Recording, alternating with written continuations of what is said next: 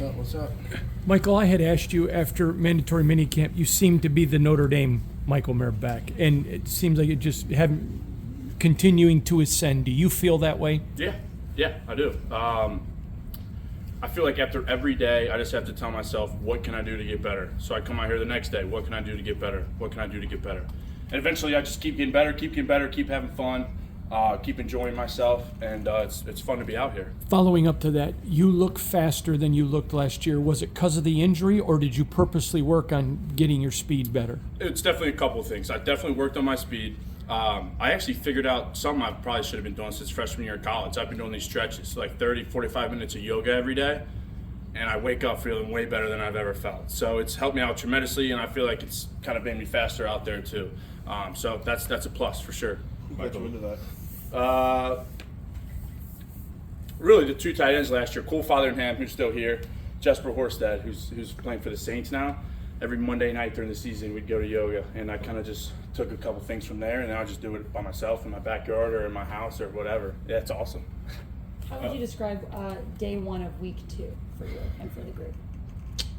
The tight end group, the offense, just the team. The whole team? Yeah, it's great. There's definitely things we need to get better at. There's no doubt. Offense, defense, everything. But we're out there working hard. That's all you can ask for, really. Work hard, know what you're supposed to be doing, and play to the best of your ability. Michael, they say iron sharpens iron. Working against that defense, we can see that they're flying around. Oh yeah, out there. Oh yeah. It's problematic sometimes for the offense, but in the long run, do you think that benefits you? And what are your thoughts on that defense? I think number one, when you have pads on, it benefits us tremendously because, I mean, that's one of the best defenses we're going to see all year long. And having Crosby flying around, Malcolm, Devon, Spill, like it's a Tyree. It's a really, really fast defense. I mean, Crosby, his twitch, his ability to kind of get skinny through holes, things like that. It's fun to go against, but it's really, really hard to go against. And so you really got to focus on that. You really got to kind of key in on details. What am I doing here? What's my positioning here? Things like that. But yeah, it's going to be really fun tomorrow, starting with day one of full pads. I was going to ask the fact that the offensive line and yourself in blocking can kind of fight back now a little bit. Does that change things a little bit? Yeah, it's a little difficult when you only got shells on or you only got helmets on for sure. There's no doubt. And also, when you got the shoulder pads on, I mean, you're getting your hands inside. You can grab. You can kind of leverage yourself and things like that. So I'm really excited to kind of get full pads on and really see, offense gets defense. Let's go. I think they're going to throw the ball out there and let us play. You're an old school type football player, so tomorrow, is that like Christmas Day for you? Yeah, I mean, listen, there's things that I want to work on a lot that I only really get to work on when we have full pads on. So now it's kind of like, okay, let's kind of lay it all out here. What do I need to get better at? Now let's really dig in and get better at it. We got full pads on. Nobody's stopping me from doing anything. Not trying to get too schematical, but you and the rest of the tight ends are doing a lot of motions, a lot of moving around, kind of being in different spots. When you look at this offense with Luke Gessie, what are some of the benefits that you've really started to notice within this offense for tight ends? Yeah, the first thing is you always get a man zone read, no matter what. If it's a pass, you always get a man zone read. The defense really doesn't know what's coming because we're always moving, we're always shifting, we're always motioning, things like that. So, the defense can bring a call in, and me and Brock are on the right side, and we're shifting to the left side, and they're not really going to know which way we're going or what we're doing or anything like that. So it's a really big help for the offense in terms of the O-line and the tight ends being able to block because you can kind of catch the defense off sides a little bit. You feel like the tight ends have a little bit more in this offense than maybe you had last season? Yeah, I don't really remember much of last season. Honestly, I kind of put that behind me. I'm really looking forward to this camp. I'm really looking forward to Getsie's offense. Steck's done a tremendous job with the tight ends. Tremendous. Me, Brock, Harrison, Cole, Shank, Zach. Everybody's just ready to work, and it's been fun. It's been a lot of fun, and this offense is awesome. I love this offense very much. You and Brock are competing just like Gardner and Aiden, but you two communicate a lot. It seems like you've been able to build a good relationship even though you're competing. Is that accurate? You have to. If you're running a lot of 12 personnel, the Y and the F have to communicate or it's never going to work out. And look, I mean, the first day Brock got there in the spring, I told him, dude, look, we're in this thing together now. We got to talk. We got to communicate. It's not going to work out if we don't. So, yeah, we're out there talking all the time. Yeah. Before practice, Luke Gessie said he noticed you guys also like talking to the receivers as well and kind of, if the guys are lined up correctly and things of that nature. Do you think that's kind of part of you getting more comfortable in offense? That's our job. That's the tight end's job. Look, we all got to be legal, right? if we're on the ball, the wide receiver needs to be off. If we're off, the wide receiver needs to be on. And it's our job from the inside of the formation to look out and check what the receiver's doing, and make sure we're legal, get the play off. Is it too early? Do you have a favorite part of this offense yet, or not quite yet? As far as your favorite part of it with the offense? Yeah, I mean, we'll see. I think just my favorite part is that we get to do a lot as tight ends. We get to catch the ball, we get to block 98 a lot, which is a lot of fun, and a lot of pass pro, which I'm still getting better at and still learning a lot. But pass pro, I didn't do much of it in college, and it's something that I've kind of taken on this year, and I'm going to be doing a ton of. So I need to get better at it. Michael, is there a motto or something that the tight end group does, like every practice, week in and week out, that kind of defines this group? I wouldn't necessarily say there's a motto. I'd maybe say there's a play style. I mean, we just try to work tremendously hard, and the first thing is we're always finishing. So you see us out there, whether it be helmets, pads, full pads, whatever. As a running back's going, or as Aiden or Gardner throw the ball to somebody, we always want to finish 10 yards down the ball. So we're just chasing it down. You never know. It could be a touchdown block.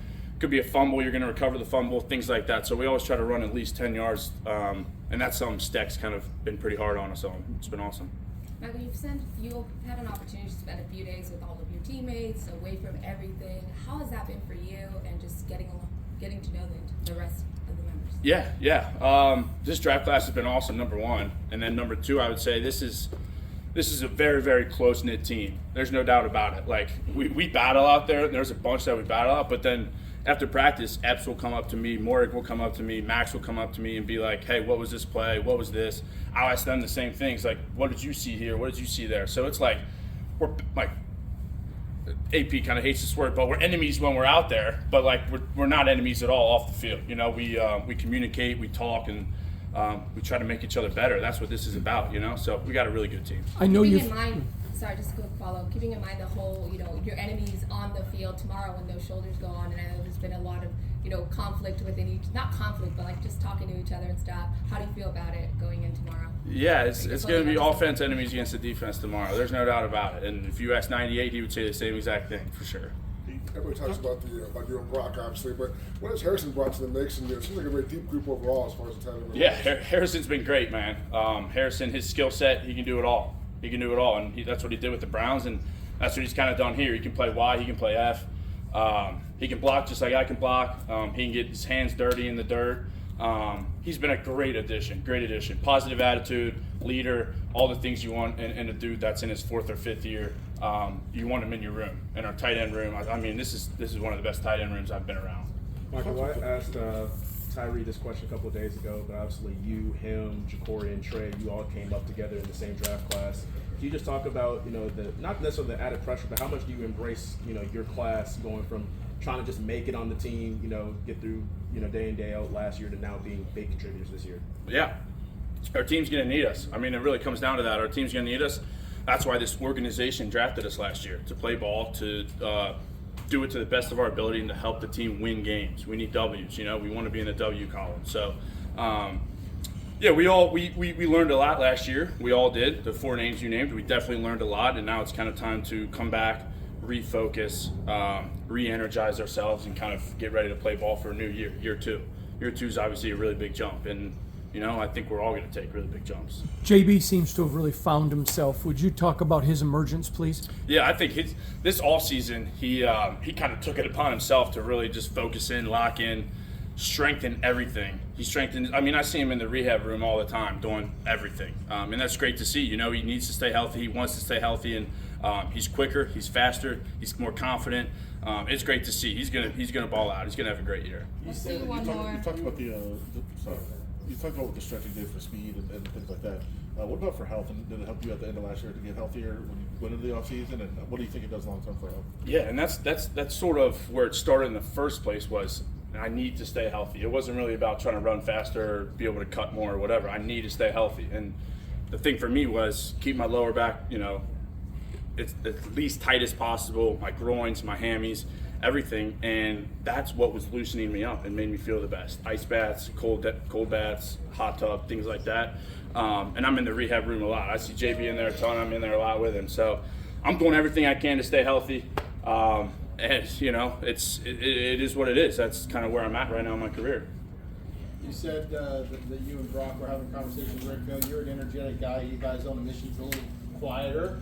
You're finding yourself dominating the conversations or having to draw some out of it a little bit? He's a little bit more talkative on the field than he is off the field because he needs to be. He has to be. So I kind of force him to be talkative out there. But he's been a great dude in the room, and I'm definitely more talkative than he is. But there's nothing wrong with that. Maybe that's why that's why we have a good match of 1-2 and 11 and 12 and things like that. The YNF. Thanks, Michael. Thanks, guys. Thank you.